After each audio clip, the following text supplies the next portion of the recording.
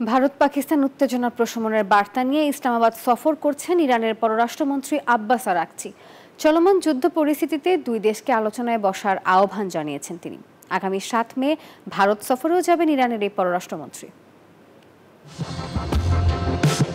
কাশ্মীর হামলার জেরে প্রতিবেশী ভারত ও পাকিস্তানের মধ্যে চরম উত্তেজনা বিরাজ করছে। ওই ঘটনার পর থেকেই দুই দেশের বিরোধপূর্ণ কাশ্মীর সীমান্তের লাইন অব কন্ট্রোলে গোলাগুলির ঘটনা ঘটছে। এছাড়া দুই দেশ একে অপরের বিরুদ্ধে নানা অর্থনৈতিক ও কূটনৈতিক পদক্ষেপও নিয়েছে। এতে রীতিমতো যুদ্ধ পরিস্থিতির সৃষ্টি হয়েছে। এমন আবহে দুই দেশকে উত্তেজনা প্রশমনের বার্তা দিয়েছে যুক্তরাষ্ট্র, রাশিয়া সহ কয়েকটি দেশ। এবার একই বার্তা দিয়েছে ইরান।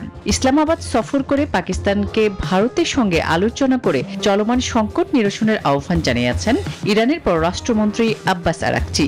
পাশাপাশি আঞ্চলিক সমস্যা ও দ্বিপাক্ষিক সম্পর্ক উন্নয়ন জোরদার করার বার্তাও দেন তিনি। সফরকালে ইরানের পররাষ্ট্রমন্ত্রী, পাকিস্তানের প্রধানমন্ত্রী শাহবাজ শরীফ, দেশটির পররাষ্ট্রমন্ত্রী ইসহাক দার সহ গুরুত্বপূর্ণ নেতাদের সঙ্গে বৈঠক করেন।